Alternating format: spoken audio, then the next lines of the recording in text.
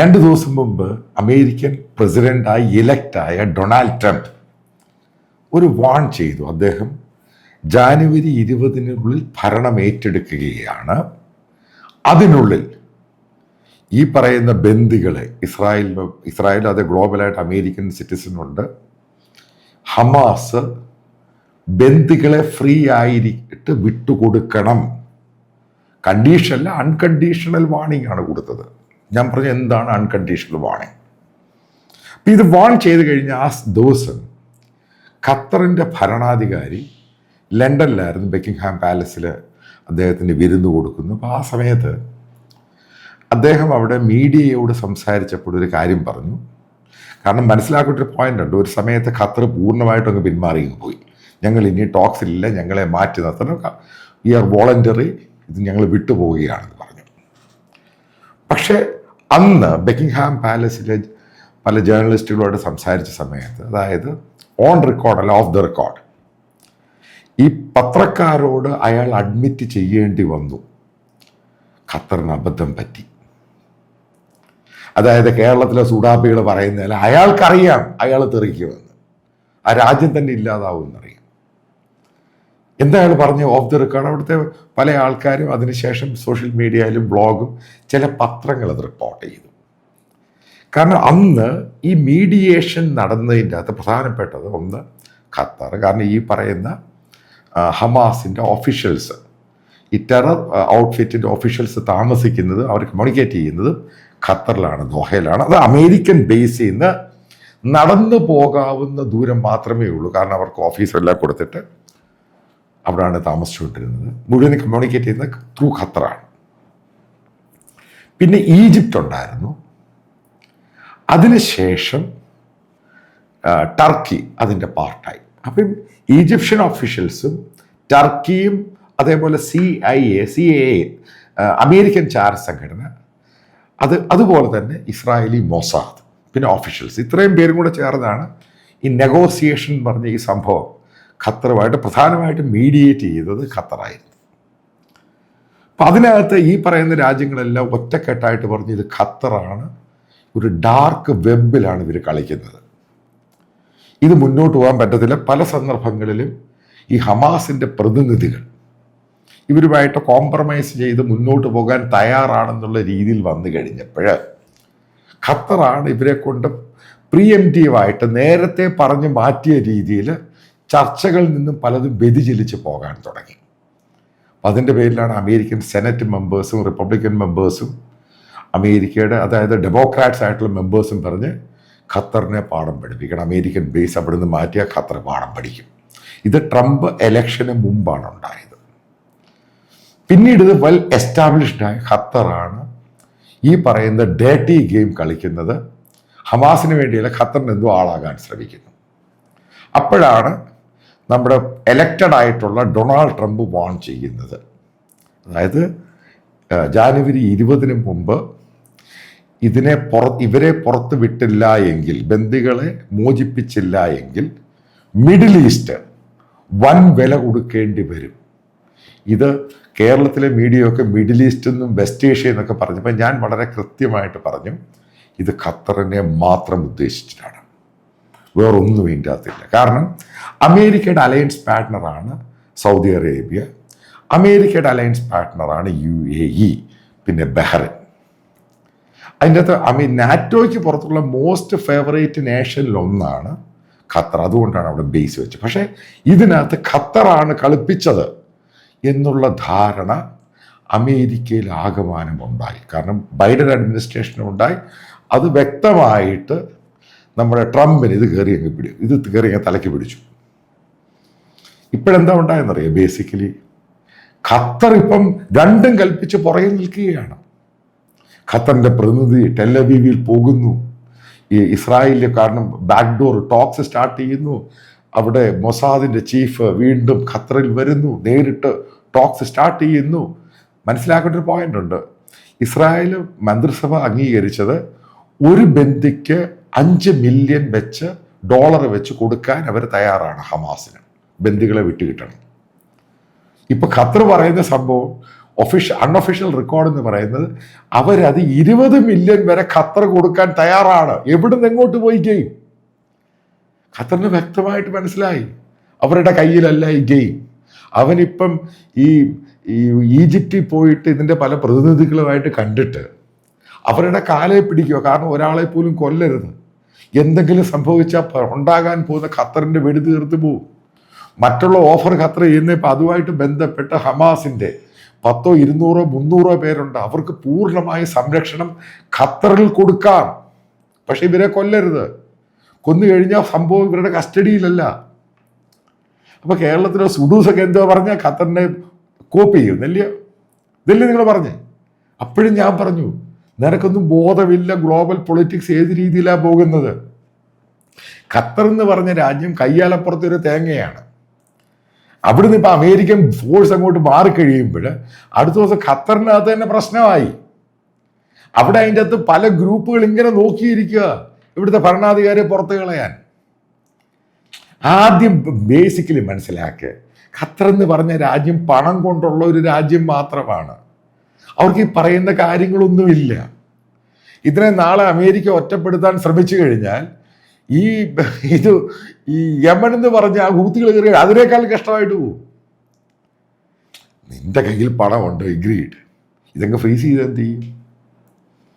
നിന്റെ വാഹനമുണ്ട്, ഇഷ്ടം പോലെ വാഹനമുണ്ട്, ഫ്ലൈറ്റ് ഉണ്ട്, നാളെ ഇങ്ങോട്ടൊന്നും വരണ്ട. പല രാജ്യങ്ങളും ആ ടെറൈൻ്റെ അകത്ത് കയറണം, ഈ കോപ്പ് കൊണ്ട് എന്ത് ചെയ്യും? അവിടെ ഭരണാധികാരിക്ക് പകരം അമേരിക്കയുടെ ഡീപ് സ്റ്റേറ്റിനെ പറ്റി ആദ്യം കേരളത്തിലെ സുഡൂസ് എന്ന് മനസ്സിലാക്കുക, കേരളത്തിലെ മുസ്ലിം സഹോദരന്മാരും മനസ്സിലാക്കുക. അമേരിക്ക ഈ പറയുന്ന അറേബ്യൻ രാജ്യത്തൊക്കെ ഒരു ചെയർ കൊടുത്തിട്ടുണ്ട്, നീ അവിടെ ഇരുന്നോ. പക്ഷെ അവർ പറയുന്നുണ്ട്, നിങ്ങൾക്ക് ചെയർ വേണോ അതോ മതം വേണം? ഇതെല്ലാം രാജാക്കന്മാരും സംഭവം ഖലീഫയൊക്കെയാണ് സംഭവം. അതൊക്കെ സംഭവിച്ചു. ഇതാദ്യം അമേരിക്കൻ ഡീപ് സ്റ്റേറ്റിനെ പറ്റി വായിച്ച് മനസ്സിലാക്കുക. അതായത് അവരോട് പറഞ്ഞിട്ടുണ്ട്, നീ അവിടെ ചെയറിൽ ഇരിക്കുക, രാജാവായിട്ട് ഇരുന്നോ, അവിടെ മതമുണ്ട് അപ്പുറത്ത്, ഇതിലേത് വേണമെന്ന് ചോദിച്ചിട്ടുണ്ട്. ഇതിൽ മതം വേണമെന്ന് പറഞ്ഞാൽ, അല്ലെങ്കിൽ തീവ്രവാദം വേണമെന്ന് പറഞ്ഞാൽ, അല്ലെങ്കിൽ ഹമാസിനെ വേണമെന്ന് പറഞ്ഞാൽ, അല്ലെങ്കിൽ ഹിസ്ബുള്ളയെ വേണമെന്ന് പറഞ്ഞാൽ, അന്ന് ആ സ്പോട്ടിൽ അയാൾ മാറിയിട്ട് അവർ വേറൊരാളിനെ കൊണ്ടുവെക്കും. ഇതാണ് പറയുക, അമേരിക്ക ലോക പോലീസ് എന്ന് പറയുന്നതിൻ്റെ അകത്ത് കേരളത്തിലെ മാധ്യമങ്ങൾക്കൊന്നും പിടികിട്ടിട്ടില്ല എന്തുവായി സംഭവം. അവരവിടെ ഖത്തറിൽ ഇയാൾക്ക് തന്നെ പാരലായിട്ട് 2-3 പേരെ വെച്ചിട്ടുണ്ട്. അത് വരുന്ന സമയത്ത് മാത്രമേ അറിയത്തുള്ളൂ കയറിയിരിക്കുന്ന ആരാണ്, അല്ലെങ്കിൽ ഇയാൾ തട്ടിക്കളയാം അവിടെ തന്നെ വെച്ച്. ഇതൊക്കെ ഈ അമേരിക്കൻ ഡീപ് സ്റ്റേറ്റിന്റെ ഭാഗമായിട്ട് ലോകത്ത് മുഴുവനും നടന്നിട്ടുണ്ട് ഈ സംഭവം. ആദ്യം മനസ്സിലാക്കുക. കാരണം അങ്ങനെ അവരുടെ ഗെയിം, അവരങ്ങനെയാണ് ലോകത്തെ പിടിച്ചു നിർത്തുന്നത്. അല്ലെങ്കിൽ നിങ്ങൾ മനസ്സിലാക്കേണ്ട, ലോകത്ത് ആകെ 34 കോടിയുള്ള ജനതയുള്ള ഒരു രാജ്യം, ലോകത്തിൻ്റെ ജനസംഖ്യ 600 കോടി മുകളിൽ, ലോകം ഇങ്ങനെ കിടക്കുമല്ലേ, അതിനെ മുഴുവൻ എങ്ങനെയും കൺട്രോൾ ചെയ്യുന്നേ? ഓക്കെ, ഇന്ത്യയിലുള്ളൊരു ഡീപ് സ്റ്റേറ്റ് അമേരിക്ക ആദ്യം മനസ്സിലാക്കുക. അവനെങ്ങനെ ഈ ലോകത്തെ മുഴുവൻ കൺട്രോൾ ചെയ്യുന്നു? ഇന്ത്യ ഉൾപ്പെടെ കൺട്രോൾ ചെയ്യുന്നേ? എങ്ങനെ കൺട്രോൾ ചെയ്യുന്നു? ഇതാണ് കാരണം. അവൻ്റെ കയ്യിലാണ് സമ്പത്തിരിക്കുന്നത്, അവൻ്റെ കയ്യിലാണ് ലോകത്തിൽ ഏറ്റവും വലിയ സൈന്യം ഇരിക്കുന്നത്, ലോകത്തെല്ലായിടത്തും സൈനിക താവളം ഇരിക്കുന്നത്. എന്തിനാണ് സൈനിക താവളം കൊടുത്തിരിക്കുന്നത്? ആ രാജ്യത്തിൻ്റെ സുരക്ഷിതത്വം, പിന്നെ അവിടെ എപ്പോൾ കയറി കളിക്കാൻ അവന് വേണം, ഇതിനു വേണ്ടി കൊടുത്തിരിക്കുന്ന. ഇത് കേരളത്തിലെ കമ്മ്യൂണിസ്റ്റ് ഉണ്ണാക്കുകളും സുഡാപ്പികളും പറയുന്നതല്ല ഗെയിം. കാരണം ഈ രാജ്യത്തെ കൺട്രോൾ ചെയ്യുമ്പോൾ രാജ്യത്തിൻ്റെ റവന്യൂ ആണെങ്കിലും ഒക്കെ അവൻ്റെ കയ്യിൽ കൂടെ പോകത്തുള്ളൂ. ഇപ്പം പാകിസ്ഥാനുമായിട്ട് ഒരു സ്റ്റോറി പറയാം. ഇമ്രാൻഖാൻ അമേരിക്കയെ തെറി വിളിച്ചു. 3 മാസം ഇമ്രാൻഖാൻ പിന്നെ അവിടെ പ്രൈം മിനിസ്റ്ററായിട്ട് അവിടെ ഇരുന്നില്ല. പിന്നെ ജയിലിൽ നിന്ന് പുറത്തിറങ്ങിയില്ല. പാകിസ്ഥാനിൽ അയാൾക്ക് മത്സരിക്കാൻ പറ്റിയില്ല. അയാളുടെ പാർട്ടിക്ക് അവർ റെക്കഗ്നേഷൻ കൊടുത്തില്ല. എന്നിട്ടോ അവിടുത്തെ മിലിറ്ററി എന്ന് പറയുന്നത് അമേരിക്ക പറയുന്നത് മാത്രമേ കേൾക്കത്തുള്ളൂ. കാരണം അവിടുത്തെ മിലിറ്ററിയുടെ ഒഫീഷ്യൽസ് മുഴുവനും അമേരിക്കയിൽ പോയി ട്രെയിൻഡാണ്. അവരുടെ ബന്ധുക്കൾ മുഴുവൻ അമേരിക്കയിൽ സെറ്റിൽഡാണ്. അതുകൊണ്ടാണ് ഞാൻ പറഞ്ഞത് അമേരിക്കൻ ഡീപ് സ്റ്റേറ്റിനെ പറ്റി നിങ്ങൾ ശരിക്കും ഡെപ്തായിട്ട് വായിച്ചു നോക്കണം എന്താണ് ഈ സംഭവം. അതായത് മിഡിൽ ഈസ്റ്റേൺ രാജ്യം മുഴുവൻ അമേരിക്കയുടെ പോകാം. അത് ചലഞ്ച് ചെയ്തതാണ് ഇറാൻ, അത് ചലഞ്ച് ചെയ്തു സിറിയ. അവരെവിടെ പോയെന്ന് കണ്ടോ? അവരെ ചലഞ്ച് ചെയ്യാൻ പറ്റത്തില്ല, കാരണം അവരങ്ങനാണ് സംഭവം. അവരുടെ രീതി അതാണ്. സദ്ദാം ഹുസൈൻ്റെ ഇഷ്യൂ എന്തുവാ? സദ്ദാം ഹുസൈൻ പറഞ്ഞ ഒറ്റ കാര്യമേ ഉള്ളൂ, $US അയാൾ ക്രൂഡ് വിൽക്കത്തില്ല. പിന്നീടുണ്ടായ സംഭവം മനസ്സിലാക്കുക. സദ്ദാം ഹുസൈൻ ജീവനോടിരിപ്പുണ്ട്. ഇറാഖ് ഡിസിൻറ്റഗ്രേറ്റ് ആയില്ലേ? ഗൾഫ് വാറിന്റെ ചരിത്രം അറിയാം, പിന്നെന്താണ് ഉണ്ടായത്? ഇതാണ് സംഭവം.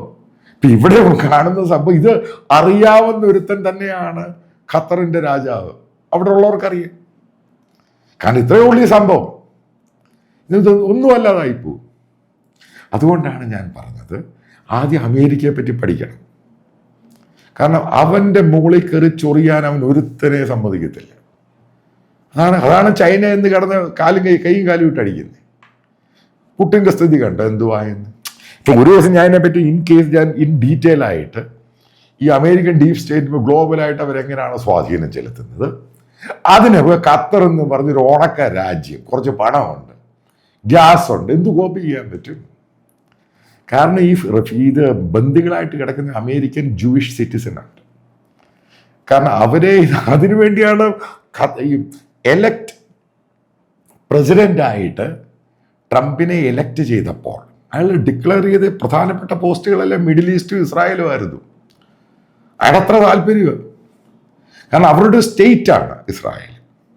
അതുകൊണ്ടാണ്, കാരണം അവർ അമേരിക്കൻ ബിസിനസ് കൺട്രോൾ ചെയ്യുന്ന ജൂയിഷ് കമ്മ്യൂണിറ്റിയാണ്, ഗ്ലോബൽ ബാങ്കിങ് കൺട്രോൾ ചെയ്യുന്ന ജൂയിഷ് കമ്മ്യൂണിറ്റിയാണ്.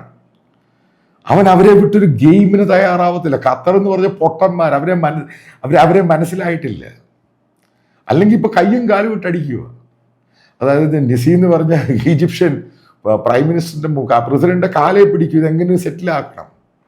കാരണം അയാളും കൂടെ പ്രഷർ ചെയ്ത് കഴിഞ്ഞാൽ സംഭവം നടക്കും. ഇപ്പൊ ഈ ഒരു ഘട്ടത്തിൽ മനസ്സിലാക്കേണ്ടത്, അമേരിക്കയെ പറ്റി ചലഞ്ച് ചെയ്യുമ്പോൾ അവർക്ക് ഭയങ്കര താല്പര്യമുള്ള കാര്യങ്ങളിൽ ആരെങ്കിലും കയറി ചലഞ്ച് ചെയ്താൽ അവനെ തൊലച്ച് കളയുക. ഒത്തിരി തെളിവുകളുണ്ട്, ആയിരക്കണക്കിന് തെളിവുണ്ട്. അവൻ്റെ താല്പര്യമാണ് അവൻ്റെ താല്പര്യം, കാരണം അവനെ കൂടുതൽ ഡീപ്പായിട്ട് ഹർട്ട് ചെയ്ത് കഴിഞ്ഞാൽ. അതുകൊണ്ടാണ് ട്രംപ് അങ്ങനെ വാൺ ചെയ്തത്. 20 മുമ്പ് സംഭവം തീർത്തോളം, അല്ലെങ്കിൽ വില കൊടുക്കേണ്ടി വരുമെന്ന് ഖത്തറിനെ തന്നെ ഉദ്ദേശിച്ചിട്ടാണ്. ഈ പറയുന്ന സൗദിയെയും UAE ബഹ്റിനും അവർ ഒരുമിച്ചിട്ട് ഖത്തറിന്റെ മേളിൽ കയറാൻ ട്രംപിന് വലിയ സമയം കൊടുക്കത്തൊന്നുമില്ല, സിമ്പിളായിട്ടങ്ങ് നടക്കും. ഇതാണ് ഞാൻ ഈ പറഞ്ഞത്. ചില കാര്യങ്ങളിലൊക്കെ അമേരിക്കൻ ഡീപ് സ്റ്റേറ്റ് മനസ്സിലാക്കണം. ഒരു ഇസ്രായേലിന് വേണ്ടി രണ്ടും കൽപ്പിച്ച് നിൽക്കുന്ന രാജ്യമാണ്. അതാണ് ജിയോ പൊളിറ്റിക്സിൻ്റെ ഏറ്റവും വലിയ പ്രാധാന്യം. കാരണം ഇസ്രായേലിനെ അവിടെ നിലനിർത്തി കൊണ്ടുപോരുക എന്നത് അമേരിക്കയുടെ വലിയ താല്പര്യമാണ്.